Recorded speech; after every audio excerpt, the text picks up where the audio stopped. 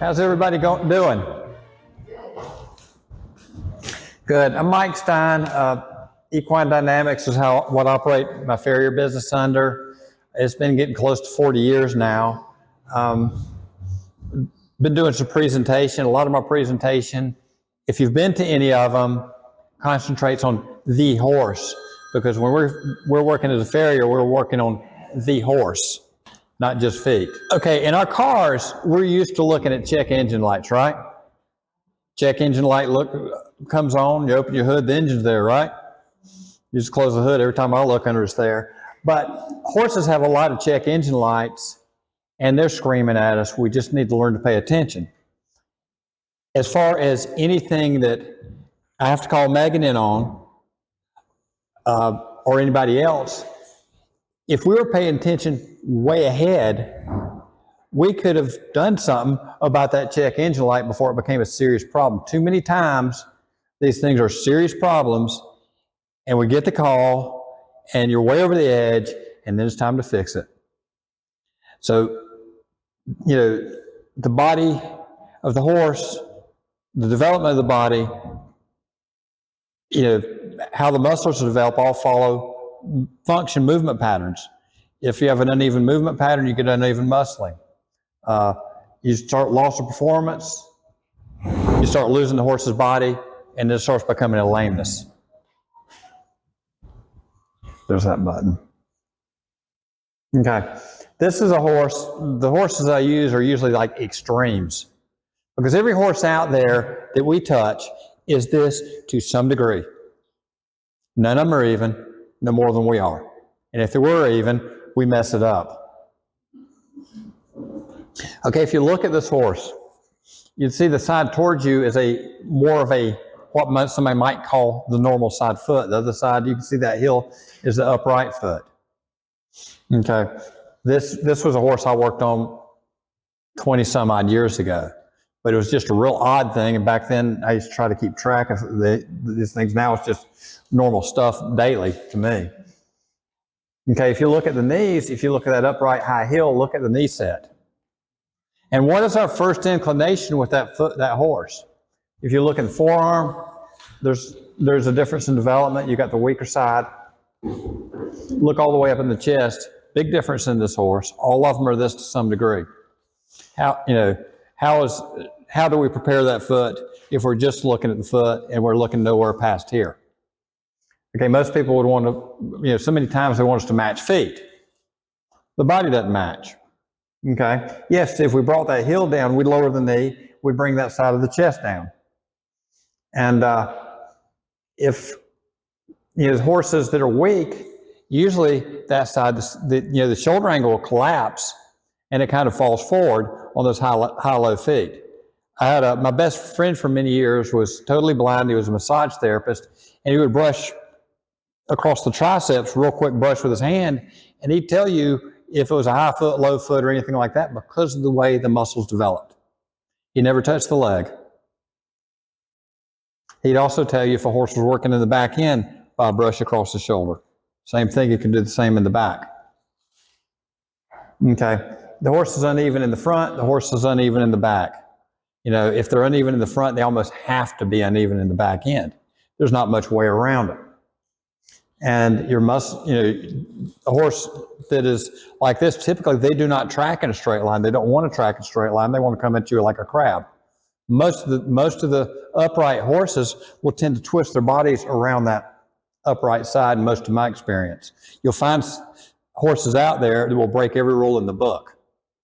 There's going to be one that will be totally different. Most of the time, your upright foot is the weaker shoulder. Not all the time. I've had horses where that was actually the strong shoulder. You can read every book out there. Horse doesn't read that book. Okay. Because of the not tracking straight, it affects muscling in the hind end of the horse. So everything affects everything. Okay.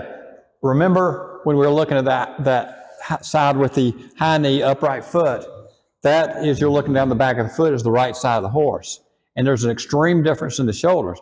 So if our first thing is let's match feet, let's bring that heel down. What did we just do to that weak shoulder?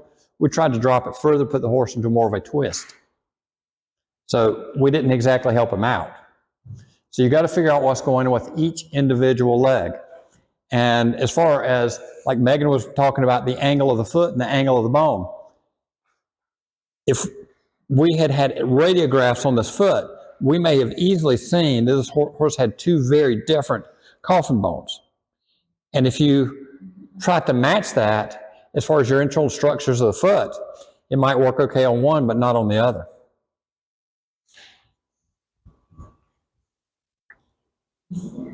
This is an old guy. This was another one of those when people were using film. And just standing outside the barn, looking at him. And horses, you look at this side of this horse. For a guy that's, I think at this point, this guy was in the later 20s. His show career was way past, doing some light trail riding. And the problem was he was coming up off. We did get him going, but the way we shoot him was very different from side to side, because that is literally on the same day. That's two different horses. Okay, that did not happen overnight, but he's very weak one-sided. And if you look down a horse like this back, his barrel probably twists out. And we actually lifted him on this whole left side to get him where he could function. This does not fall in the realm of normal shoeing. And when you're dealing with performance problems, this was a performance problem, probably why he was retired from the arena. Became a trail riding horse, and as he aged, it became more of a problem. And all of a sudden here, we've got a horse that can't function. We did get him back working at light work, but he's also, like, say, mid-20s at this point. What if we'd have caught that early on? What if we'd have paid attention to the muscling early on? Okay. That is same person handling the horse, same dog running around the ground, same day, just walked from one side to the other.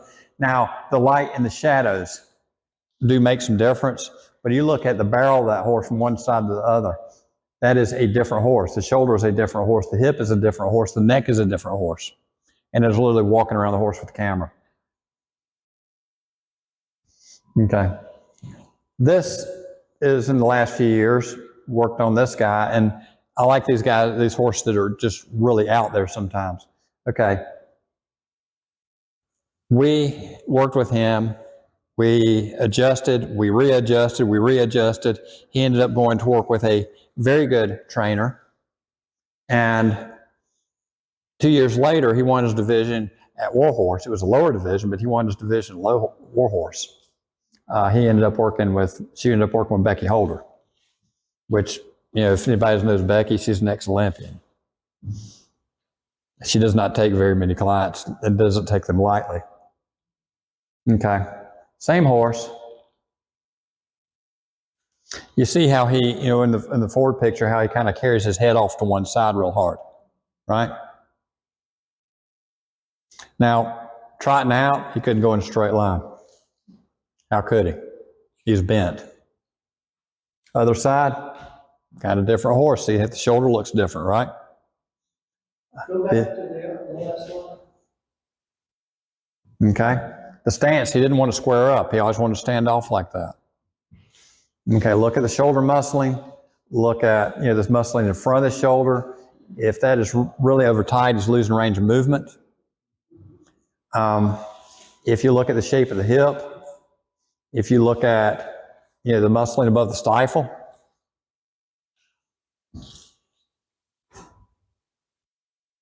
Now think about that from what you just saw. Now, as far as from my end of it, I got to treat each quarter of that horse as an individual. The feet don't match. The limbs don't match. As it comes closer to matching, where I'm thinking starts coming closer and closer, what I may be doing early on to get him to go straighter may become an interference. So you end up, it's a constant readjustment when you're dealing with any of these horses. And any horse with performance issues, this is the kind of stuff we're looking at. If the body's not working properly, he's not going to move properly. If the feet aren't working properly, you got to make adjustments with that horse on whatever corner you're working on. And for a horse to do your diagonal movements, he's got to be able to go straight first. For a horse to collect, he's got to go straight. Well, if not, he's only doing diagonal movements one way because his body's bent that way, right? Okay, back into the horse. He doesn't want to stand square. He doesn't like it. It's not comfortable there. Later on it was. Okay, now, when you're looking at horses, if you notice in this picture, we're looking through to that front leg, right? From the front, it wasn't as noticeable as it was behind, but see how crooked that front leg is? And this is what you're given to work with, and this was bought to be a performance horse. And many times I get horses that they bought them, he's bred this way, he does this, you get him home, and you're like, isn't he beautiful? And my first response is, oh God, you bought that. You know, and he's supposed to do what? Same cat, same horse, another picture. We're just, you know, if you look at him and you look at what's happening as we're going through the lines drawing, if you saw that, would you say that was a normal horse, or would you believe that? Now, if we click through it backwards, that's exactly who he is.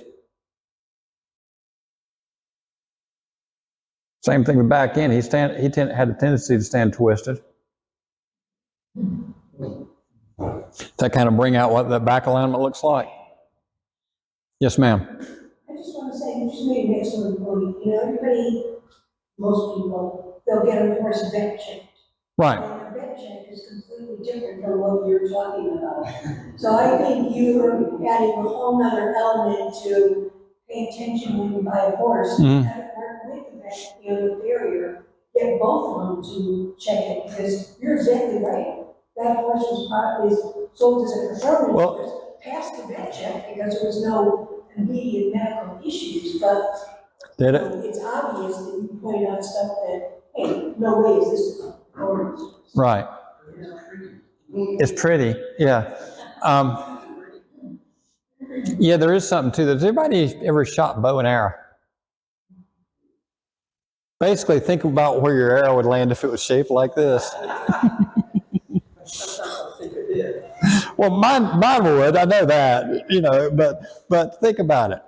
Okay, for a horse to go straight, he has to be straight. For him to work in diagonal maneuvers, he has to be able to work diagonally. For a horse to lift, he has to get his hind end through. If you block out his shoulder, he can't get his hind end through. Just ran into an incident the other day. Video of a horse at a show. Been working on him. He's coming through. Everybody says everything's right, correct? I don't have the pictures with me. But in his timing, I've got his back end coming through better than it ever has. But then you watch his break, and they call it a still frame. The back end's starting to break before the front end is. So that front end's stuck in the ground. Most of the time I run into horses when people have bad saddles and stuff where the back end's breaking late. This one, the front end's breaking late, but I'm doing a lot mechanically on that back end to get it going, on top of the fact that he's had suspensory damage. So that throws another weird thing in the works.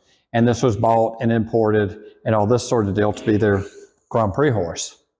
But, you know, they're looking at it and can you do something with this? Look, his timing's off on that diagonal between that and the front end. And yes, I did make some change. We got it better. But when I was checking out the horse, one of the first things is, okay, that left front is the side stick in the ground. There's a saddle rub in front of the hip on that left side. And they said the saddle's fine.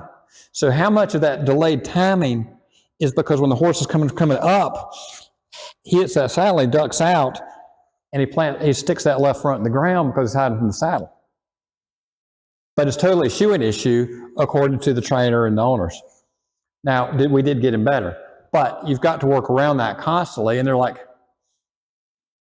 no, the saddle's fine. I'm like, why have we got this rub right here? He just gets that. And it's like, yes, but he's responsive here. He's sore. So I was like, you need to get the saddle fitter over here. And you need to get yourself in the center of the saddle. Maybe the rider's sitting off to that side. Maybe the rider's not in the center of the saddle. Maybe the rider's making the saddle dig in. So then the question is, let's get the horse out on the lunge without all this and see if we're getting the same reaction, which we really weren't.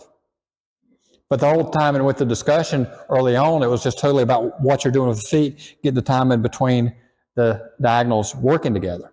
Now, I did have to make adjustments to try to get it to work around what's going on. Did we get him better? Yes. Did we take care of the problem? Right now, we're still putting Band-Aids on it because that saddle hadn't been fixed yet. But, you know, if you saw a drawing and said this is a horse standing square and straight, would you think that? Okay. You know, you start losing, we can do something about bad posture. We can't really do conformation as conformation, right? We can't change the length of a bone. We can't change the horse's length of a horse's back. Just like us. Can we stand with our pelvis out here or up under? That changes. The fitness level of the horse, the, you know, how the saddle fits. It's like if people backpack, is your backpack loaded evenly? You know, all of us have carried buckets of water. And back when I was working with Dr. Mansman, Chris King was there, we pulled out some bathroom scales. And depending on how busted up I was at the moment, there was a point where I put on scales, got standing, you know, scales turned out. He has a little cover on it so you couldn't see. So, or, you know, get talking, get relaxed, or you're standing even on the scales. You know, I've busted up my left knee a few times. Had it taken apart, put it back together. They made it work. I could still tell they did it. But I'm standing on the scales. And are you relaxed? Chris talked to me, Doc Lux, I was 35 pounds different from left to right. If I'm standing like that, I'm sitting on a horse like that. If you've got buckets of water and you're heavy on one side, carried all in one hand, you put 5 gallons in one hand, and you might struggle with a 5-gallon bucket of water. If you split it, you can put 8 gallons in 2 buckets and carry it easier. We're doing the same thing to the horse if we're not sitting in the middle of the horse. Okay. Looking down horses from the back. I want to see a horse.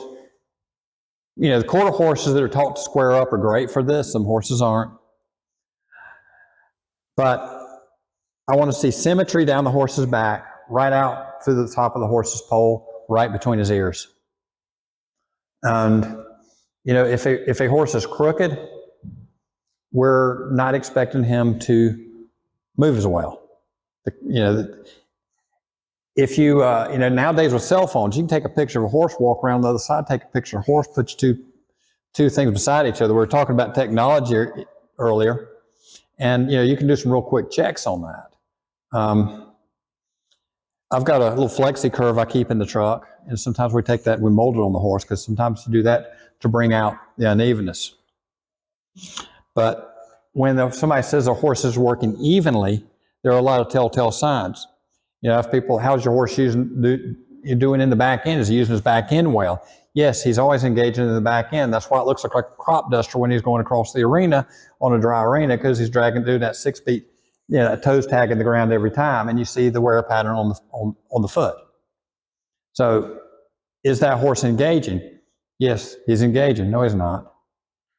If his pelvis was coming under, he'd clear the ground. So then why is it not coming under? Another argument, people like, okay, hunter horses in particular, he's got too much elbow action. If I'm blocking the rotation of the scapula and he's supposed to reach forward, the only place he can bend is out of his elbow. If he's not lifting his back, he can't unlock his scapula and get full range of movement. If your saddle is blocking that, you're not going to get full range of movement. If your rider is collapsing in front of the horse, you're not going to get full range of movement. So, as a farrier, we are asked to fix that with, a lot of times I'll ask for an aluminum shoe. In flight, aluminum shoe makes about that much difference in height of stride. And then when you say so, it's very little. But people have in their heads that it's the weight of the aluminum shoe or not. And I can tell you this because early on, I worked with a guy that did a lot of hunter horses that were big dollar hunter horses. And there were plenty of them that they put fishing weights in the back of the aluminum shoe to get the horse to pitch out. It was like 2 or 3 little fishing weights. Not much, very little, but that was done a long time ago. Peacock, Miller, all those guys did that. And you know, some of the same horses, if you did them without that, they wouldn't move as well. But you can drill halfway through the shoe, put a fishing weight, smack it, put the aluminum shoe on, it's hidden the shoe. But that's been done many a times in the show ring to create a movement pattern. You can alter in flight when that thing is slight weight to the inside, slight weight to the outside. Where's that leg going this way, or is it going this way? The straighter the horse gets, most of your horses that are paddling is a counterbalance maneuver. Okay, watching a horse's hips when they're moving. Is that hip lift the same? Does that leg swing the same from inside to out? Is one side tracking straighter with the body or not? There's so many times you watch a horse coming at you and you think, well, I'm not in front of him. When you step in front, where you're in front of him, you find out he's not coming right at you because he's not traveling straight. Looking at a hind leg, you know, people get real concerned about horses toed out in the back end, or they're cow-hocked or whatever. If a horse will, you know, it's like me standing up here. I'm not standing squared up. This is comfortable at the moment. I don't stand square on both sides because, well, after a while it hurts. But if he'll come up and square up in his movement pattern, I'm not that concerned about it. If he keeps that in his movement pattern, we've got some things to look at. But if you look at your big heavy-bodied horse, your draft horse, a lot of them will stand like this in the back end every time you stop them. Now, also, if that's the problem in trimming, do I have a twist in that hoof capsule, and do I need to counterload the twist to unload the twist to get the hoof capsule to settle a bit? And sometimes that's enough to clean it up without anything else. You can do all kinds of metal work, and until you get that hoof capsule to settle in where you want it to be, you're putting torque against torque. And I would, you know, let's address that before we start getting crazy with extension of trailers and side weights and all this sort of deal. Okay, in flexion, I want to see the horse's stifle flex. I want to see that stifle open. If you see horses that are really flat across the top of the croup, there's a pointer. Haven't used it yet.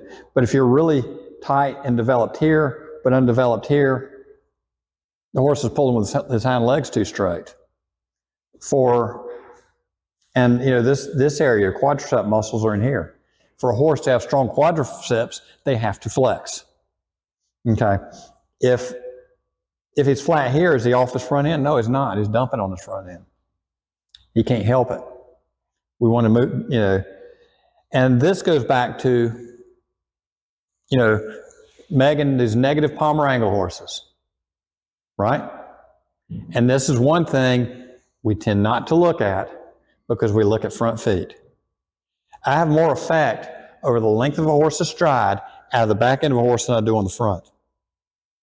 And I know there's some people worked with some of the Amish farriers on driving road horses, and they did a lot of, they brought in a lot of technology. These Amish guys were doing the work. They were not doing the technology. They're as technical as I am. But they were measuring on the front end, making adjustments on the front end to work on stride length. They were making about 2 inches difference. If they kind of gave up on that and went straight to the back end of the horse, what they were doing with breakover timing and all that kind of stuff, they were making 8 to 10 to 12 inches difference in stride length on the front end of the horse because of the adjustments they made in the back end. And, you know, most people do not want to shoe the back end of a horse. The reason we shoe the front of a horse, they're getting tender. Sometimes that's not always the best reason. In shoeing young horses on the front end immediately because they're getting tender, so we pick up the work, we kind of teach them to lean on the front end. They're unbalanced. Front feet are a little sore. Back feet are probably a little sore too. So we protect the front feet. Taught them to lead on the front end. When I was very young farrier, for a little while I did work on a few reining horses and cutting horses where they actually did the back end of the horse because they wanted to teach the horse to depend on the back end. Let's let the front end fill it a little bit and they'll rock back on the protected feet because that horse, to make his next maneuver, has to sit here. With the breeding of those horses, I'm not sure that I like what's going on there the last 30 years and what's happened with the back end, because if you look at the way horses used to go into a slide and stop 30, 40 years ago is the way they do now. Most of them are stiff leg and under. 30, 40 years ago, they squatted. And they've actually bred for that. And I don't think it's done the horse any good. And she's saying, no, it hasn't. Is that correct? On the hind leg, I'm looking at that stifle area. On a heavy bodied horse, your quarter horse, some of your warm bloods, that dimple, there's your pointer. That dimple you see right there, the quicker that goes away is the quicker they start flexing that hind end. And that's a key point that I'll look at. Also kind of paying attention to me when they come in and they load, that pastern comes in and it sits down. Pastern's always going to sit down and recoil. Is it sitting down and sticking, or is it recoil? The horse where it's sticking, that stifle joint is staying straight. How much does that relate to your negative palmar angle? Think about this. On any horse, if he's not recovering on the ground, that flexor muscle comes up the back of the leg, goes over your hock. If he's not coming out of the ground, you kept tension on it. That pushes the hock straight. The hock, the stay apparatus pushes the stifle straight, pushes the pelvis out from under the horse, and he's pulling through with his lower muscles. And he's probably sore in the lower back. Awful of those horses messing with navicular horses, that was a good way to judging how they were doing. How sore are they in the lower back? I didn't have an x-ray unit. But the better you could get them in that lower back, the better they would do on the front end, because you can do everything under the sun to unload the front end until the back end is prepared to take it. You change pressures on tendons and ligaments, so you don't truly get the weight off the front end now, do you? Back end's got to be prepared to take it and got to be able to pick it up off the ground. And I have done navicular horses at times solely on the back end to prove a point where they weren't too bad, and I got them happy by getting the back end going. I have crazy customers that are willing to let me do stuff every now and then. Okay, looking at a horse trotting at you. If they're not tracking straight, if you got a leg that is going outside, you're going to get a counter maneuver on the back end. And horses that paddle one-sided, I have to look real hard at how straight are they tracking when they trot. Because if I got a horse that's coming at you kind of diagonally, he's here, he's got to come, his shoulder's aimed here, so he's got to come out and around his body to reach forward. Then where's his back end going? Because it's not following straight in line with the body either.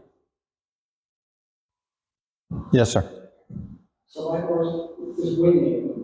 You're talking this whole shoulder.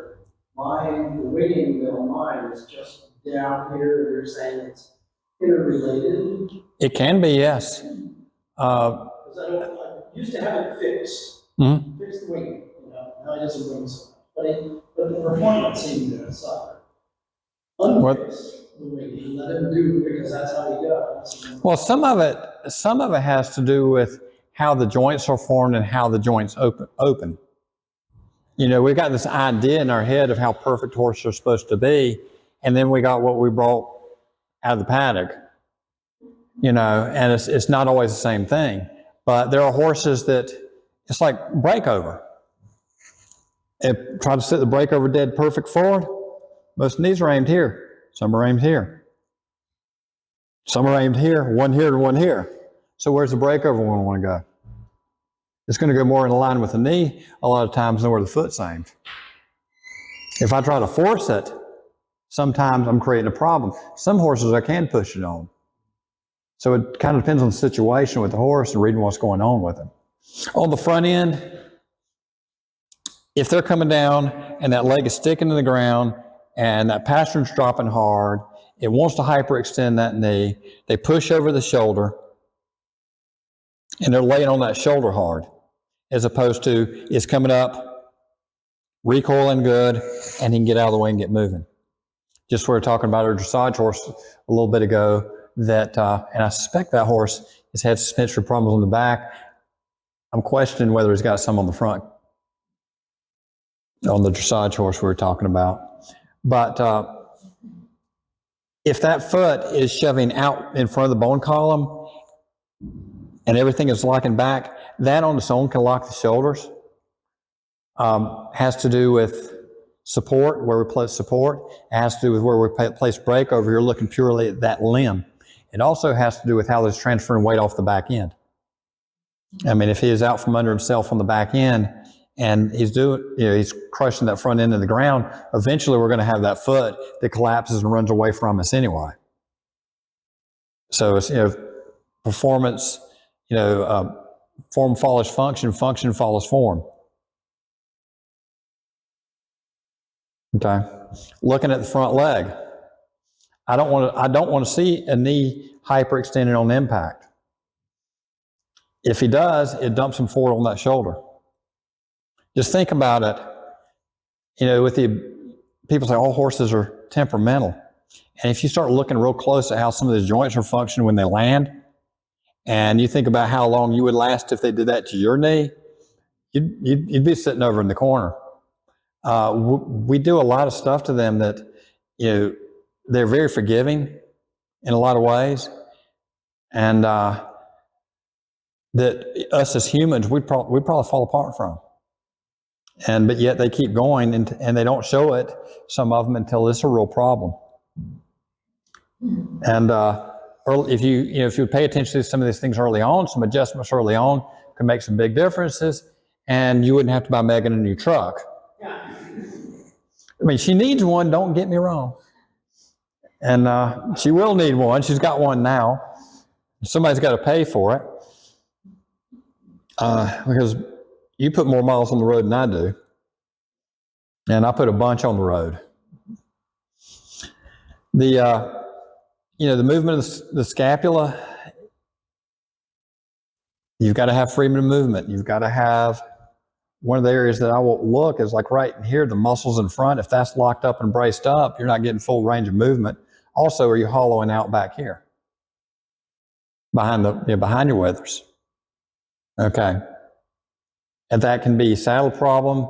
That can be they're not lifting up. That can be they're just falling in the ground in the front end.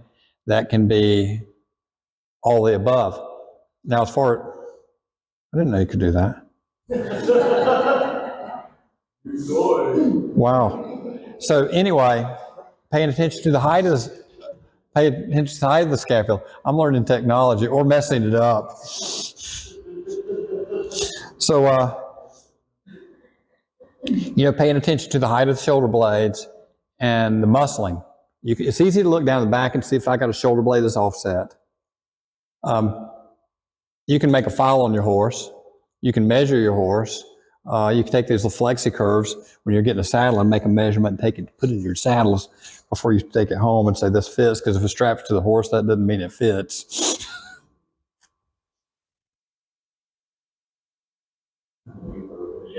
Jen? I'm not allowed near technology. Job security.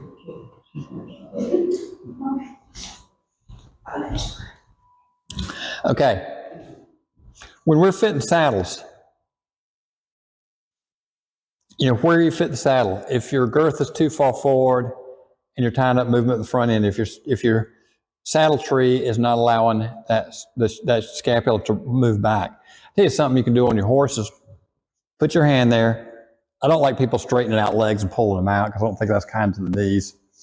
I've got bad knees. It's not kind to mine. But if you do that, get somebody to pick that forearm up to a 90 and then slide it forward and slide it back and feel how far that scapula moves. And you need to start thinking about that when you're fitting the saddle, because if I want a horse to really reach out here, that has to be able to move, and your center of rotation is going to be down below this joint. So what's above that joint moves back for it to, for him to get full extension. If we got a saddle that's rocking, horse tries to lift, you want him to round up. For your horse to run a barrel, he's got to be able to lift coming into that barrel to turn. If the comfortable place with that saddle is him here, What's he doing? That's not my computer. If I want him to be powerful, he's got to come here. We can block that with saddle. Oh, that button. Okay. When a horse is trotting out, people start talking about tracking up or over tracking or under tracking and all that kind of stuff. That's going to vary from horse to horse. As a horse improves and you start getting performance, if I can get the back end coming through on the horse, there's a fair amount of time where the front end is going to get in the way. He might start interfering, and we get the front end moving faster. And, as he starts lifting and building, if the shoulder has not unlocked yet, he might not get his front end out of the way. We may get more forging for a time period. Now, one of the old school things I always said when I went to farrier school is let's slow down the back end, let's speed up the front end to stop forging, right? If you go on a 10-mile ride and you slow down the back end and sped up the front end, how much longer is going to be before the back end gets there than the front end? We can't make the horse longer. So I don't think that really works. I think what we do is, yes, we can create not interfering, but then at that point, you can also start creating some problems mechanically up top. And that will start showing up in your muscling, and it will start showing up in your performance. Yeah, we fixed the forging problem, but what did we do? Okay, looking at riders. We always look at riders from the side and the alignment, get them nice and straight. And, if a rider is really rigid, they're going to create a lot of impact on a horse. If a rider can be soft, maybe their positioning may not be as perfect, but if they can be soft on a horse, it'll be a lot easier on a horse. Fitness level of a horse makes a huge difference. And I'll tell people right quick, I work on some upper level event horses that, the Rolex 4-mile gallop, I think it's 48 obstacles on that 4-star course. Okay, I've got a horse that can go for cruising out the end of that. And I got your dressage horse that works for 10 or 15 minutes in the arena. I have a hard time keeping that dressage horse sound, and I do that event horse that can do that 4 miles at the Rolex. Is fitness level. On our endurance horses, they have a much better fitness level than most people's horses. It saves them from a lot. Some of the riding that I see with endurance riders, is it of the level of some of, not really, but the horses are fit enough they can keep going anyway. And they do. Okay. There again, looking at that bucket of water, you can have somebody that looks real nice from the front end, but they're sitting like this in the horse, and you want a horse to move even. There was a horse that I worked at Doc Management's. She brought the horse out. You know Doc's clinic. You know his arena out there. Let's saddle up the horse. Let's put it out in the arena. Let's ride it. And we did our lateral x-rays. We got all that set up. Lady says he's always uneven in the back end. Trots it out. I went out there before Doc. I was like, ooh, we got a situation like this. And Doc, come here. So let's run an experiment. He shortened up her stirrups on one side, pushed her in the middle of the horse, behind it even out. Worked on the horse a few times, 6 months later, 6 months later, 6 months later, and hauled into the clinic on about 4 different occasions for us to work on the horse a few times. Every time it was the same thing. Last time Doc told her to go out in the arena and try it out. Come here, I want to do an experiment. She says, I know. She pulls up her stirrup, shortens it up. But she never did anything about it. And one day he says, I can't remember the horse's name at this point, doesn't matter. He's going to be happy now. Why is that? Well, every time the horse went back home, they went back to exactly what they were doing before. Come back 6, 8 months later, same problem, right? The problems keep coming back up. Besides, we never could keep him where he was uneven in the back end. So I've decided to retire him and put him out in the field. He says he's really happy now because nobody's aggravating him anymore. And he was like mid-teens, and he's going to go out in the field and not be bothered anymore. So he's going to have a happy life from here on. But the fix on that uneven in the back end was push the rider to the middle of the horse. But she had sat in that position for so many years, that's where she felt like she was comfortable. And it interfered with the movement pattern. So instead of fixing her positioning, over time, we retired the horse. Over the years, did it take a toll on that horse? Yes, it did. Because some of those movement front end problems where the front feet were always compressed down. And with that kind of a movement problem, you couldn't get the horse off of the front end to allow the feet to be where they probably more naturally would have liked to have been because there was just too much down pressure on them. So, this is a more normal foot than the next one I'm getting ready to show you. And, talking about the engine light, on any of these things, these odd things showing up are that engine light that we see on a car. Okay. This horse I looked at 4 or 5 years ago. I think I sent you these, right? Maybe I didn't. Maybe it was too late. Okay. This was sent to me about 2 weeks ago. Asked me to take a look at the horse. The deal at this point, I don't care what it costs. I want you to do anything you can to come fix my horse's feet. Okay. There is a more normal, that is not a perfect alignment, that is a more normal coffin bone situation. You see how much erosion is on there. And you see where the horse has been building the elf toe. Okay. At this time, she's like, well, I don't want to spend any money. At minimum, let's look at a clog. No, I want to leave it alone. It'll be best. Feet are flat. Walls are splayed out. Okay. Horse probably kept walking as long as it is due to our friend neuropathy because it probably couldn't feel his feet that well. Okay, here's another sort of normal looking foot in comparison. Now, this is not an ideal foot. I do not believe, would you say? This is not an ideal foot. No, it's not. Better than what we're getting to look at. That's the other side. Now, I'm asked, I don't care what it takes. I want you to do everything you can to fix this foot. I haven't got a time machine because that's what it would take. And, I talked to him and I said, well, if you want an explanation from a higher source, call Doc, have him take a look at it. And so I wouldn't get near this thing without him at least consulting it. And the next call is going to be you, because if we're going to do it, we're going to get vinograms to see if there's any circulation left at all. And the best we can do with this is probably the kinder thing. But if we were to work on this horse, it would be extremes to keep this horse upright for how long? Because that's all we could give you. Could we probably get this horse more comfortable for a little while? Probably. To what end? And at what point was this a problem? It wasn't last week. It was years ago. But we didn't want to address it at that time. It's the same thing with any lameness you deal with. And at this point with laminitic horses, this is usually where we get the call. And they want you to work on them. If I understand it, they knew this problem was there. I looked at this horse 4 or 5 years ago, yes. What caused that? You want to jump in? Significant laminitis. Probably low grade most of his life.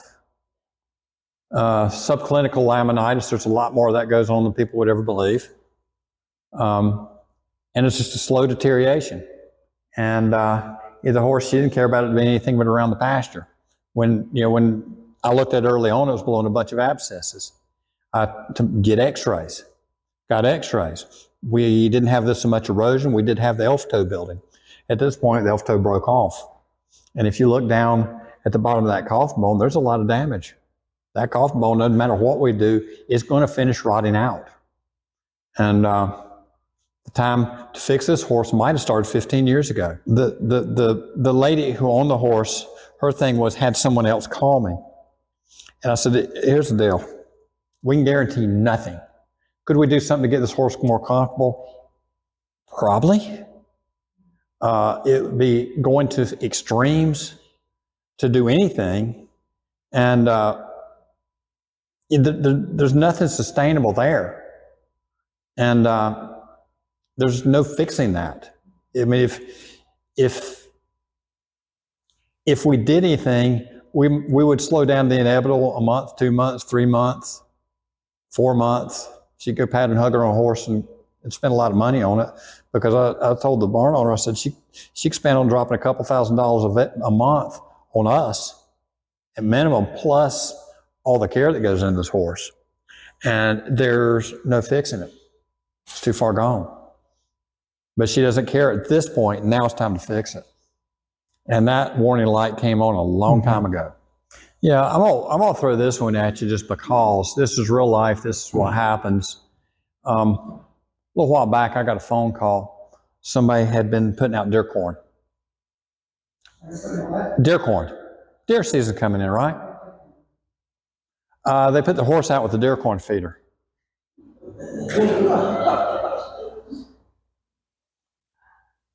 They couldn't believe it. The horse got in the deer corn feeder. The horse ate the deer corn feeder. The horse colicked. The horse came up sore-footed. We need to take some x-rays. Why? It's just sore-footed. Your horse has been in deer corn. How much did it eat? A lot. They went and got x-rays. The vet who took the x-rays no communication, which is impossible to work with. So I'm talking to the owner. And the owner's come back to me was, I know the horse isn't laminitic. There's no signs of laminitis. I was sent the x-rays. To me, there were a number of signs of laminitis. And I've been through some training that most farriers probably never do, but I've looked at a lot of x-rays. There were a number of signs of laminitis. My next thing is, let's call Megan. No, I don't know this. This did not come directly from the vet. Vet said there's no signs of laminitis. It can't be laminitis. It's just the deer corn just made the navicular of the horse has flare up. It's fine because it's just navicular. And will you come work on his feet? And I'm like, no. No, because that's a time bomb. And when that horse's foot comes apart, I went over there and I started messing with it. And too many times over the years, it's like, it was just navicular. Look what you did to my horse. And seriously. And I've had people threaten to sue me over that. And I've learned it's like, okay, if you're not going to address this, I'm out. But it's too dangerous. And with social media, it's too dangerous. And there's a lot of advice coming over some of these things that is not good advice. So that horse that helped itself to the deer feeder, for one, what were they thinking? The answer is, well, not much. And in 10, 15 years, it could be this horse. Could something be done now to change the direction of that? Yeah. Could it have been done that week the horse was sore-footed? Maybe the horse isn't sore-footed anymore. I don't know. But 10, 15 years down the road, we've already started into the process, and it is slow and ongoing sometimes. And if it is not managed, this may be where this horse ends up. There's no question to me what the outcome for this horse will be. But we can't go back in time and change it. Could we go back to the point that horse got in the deer feeder that day and got some mechanics on that horse real fast and totally change the game? Yes, we could. Guaranteed, no problem. You do it all the time, right? But when they wait till here, they're too far gone. I have some vets out there that I never hear a peep out of. And the problem is, everybody remember that game of telephone?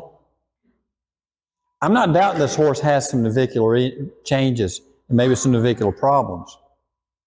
But if you've been on the tail end of that game of telephone, when you're not communicating directly with the vet, you get in the tail end of that game of the telephone, right? And we all know how that works. You know, the translation gets really mangled in there.